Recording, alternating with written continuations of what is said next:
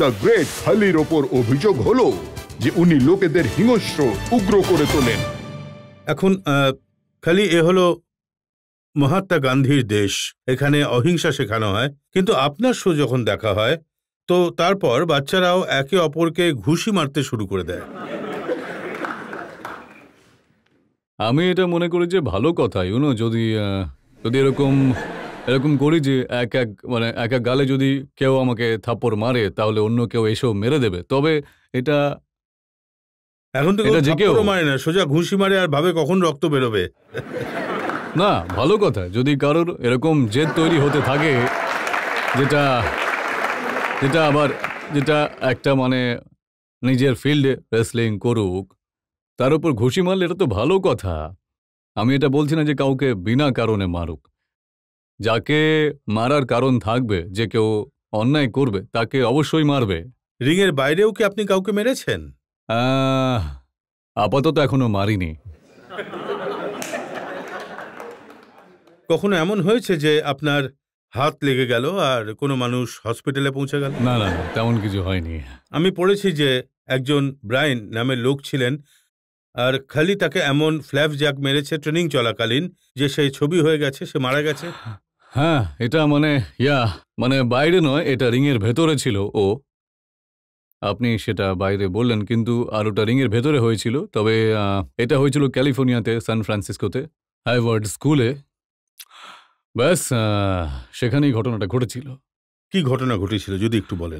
ওখানে যেটা হয়েছিল যে ব্যাস একটা স্পাইন বাস্টম লাগালো, তো ওর মাথাটা নিচে লেগে যায়। তখনই ব্যাস। তো সেই সময় আপনার নিশ্চয়ই খারাপ লেগেছিল? খারাপ লেগেছে, আমার খুব আফসোস হয়েছিল, কিন্তু কি আর করা যেত তখন।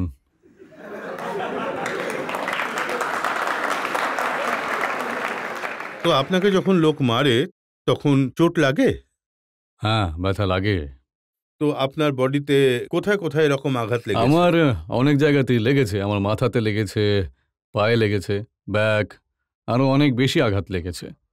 সব রেসলারদেরই লাগে, এটা শুধু আমারই নয়, সবারই লাগে। তো কখন আপনার ওয়াইফ আপনাকে বলে না যে এবার এইসব ছেড়ে দাও, রোজই মার খেতে থাকো তুমি? আরে ও আমাকে প্রতিদিনই বলে যে এইসব ছেড়ে দাও, বলে এইসব করে কি হবে, এইসব তুমি ছেড়ে দাও দেখিনি, এই রেসলিংয়ে আমাদের কোনো দরকার নেই। কিন্তু এটা একটা জেদ যে রেসলিং করতেই হবে। আপনি ছাড়বেন না? আমি ছাড়বো না। এটা আমি শুধু ছাড়বো না, আমি অন্যদের আবার শেখাবো বটে।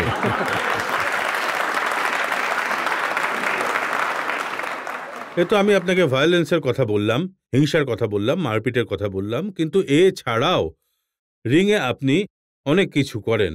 এই রেসলিং করতে করতে কিসিং মাঝখানে কোত্থেকে চলে এলো? এটা শুধু আমরা এরকম যেভাবে দেখতে চায় তাকে সেইভাবে আমরা দেখাই আর কি।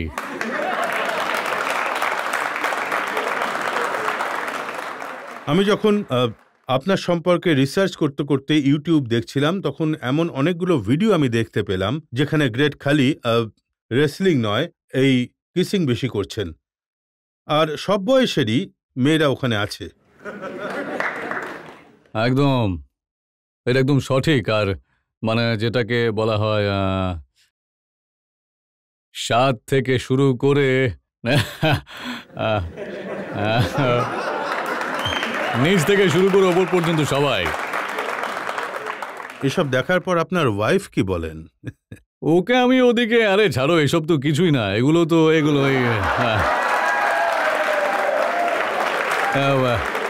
ওই কি যেন বলে, এগুলো তো ক্যামেরার ট্রিক ভাই, এগুলো আমি তো কিছুই জানি না ভাই, তুমি ছাড়ো এসব, ক্লান্ত হয়ে গেছে আমি, এবার তুমি শুয়ে পড়ো তো। আপনি ওয়াইফকে বলেন এগুলো ক্যামেরা ট্রিক, আর উনি এই কথা বিশ্বাস করে নেন? ও বিশ্বাস করে নেয়, কারণ আমার ওয়াইফ খুবই ভালো, এই জন্য আমি বলি যে ও খুব ভালো, বেস্ট আর স্পেশাল আমার জন্য। তো আপনার কোনটা পছন্দ, মারপিট না এই কিসিং সিনগুলো? আচ্ছা, কোনটা দেখুন, আপনাদের কোনটা পছন্দ হচ্ছে? হ্যাঁ,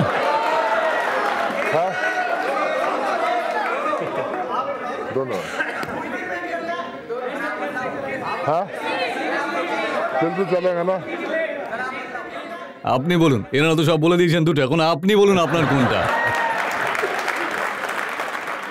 আজ তো আপনারই বলার দিন, আমি তো শুধু হ্যাঁ, জি। জিজ্ঞেস করছি। একদম, আর একদম, আপনার একদম। সাথে যে ছোটখাটো মানুষটা থাকে তার নামটা যেন কি? রঞ্জন সিং। ও ইংরাজি আর পাঞ্জাবিতে আপনার কথা রেসলারদের ট্রান্সলেট করে দেয়। একদম, একদম। আমি দেখেছি যে ও জোরে জোরে চিৎকার করে, Punjabi playboy, hmm. The The great Great Khali. Khali। আর একদিন আমি দেখেছি যে আপনি গোটা স্টেডিয়ামের লোকজনদের বলছেন যে কিস করো, আর গোটা স্টেডিয়ামের সমস্ত লোকজন আপনার কারণ আপনি বললেন পাঞ্জাবি প্লে বয়, তো সবাই কিস করছিল, আর আমি যেহেতু আমরা সবাইকে বলছিলাম কিস করতে, তাই আমার নাম হয়েছে পাঞ্জাবি প্লে বয়। আপনি বলেছেন যে যখন ফাইট হয় সেটা বাচ্চারা শেখে, তখন ভালো লাগে। হুম। এখন এটাও বাচ্চারা শিখবে, সেটাও ভালো লাগবে। না মানে যেমন আপনি ওই ধরুন, এটা না আলাদা ব্যাপার যে কি নজরে আপনি দেখছেন। কোনো আমার আমার আমার আমার ওদের সাথে কোনো রিলেশন তো নেই, আমার কোনো কিছু নেই, কোনো দেওয়া নেই, কোনো নেওয়াও নেই।